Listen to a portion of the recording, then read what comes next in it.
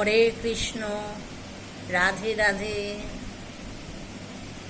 এই বিচিত্র পৃথিবীতে বেশিরভাগ মানুষ শিশুকালে শিশুদেরকে প্রত্যেকেই ভালোবাসে। সবাই বাচ্চাদের খুব আদর করে, যত্ন করে।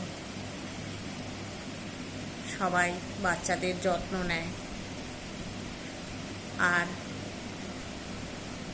আর একদিকে দেখো, এই মানুষ যখন বৃদ্ধ হয়ে যায়,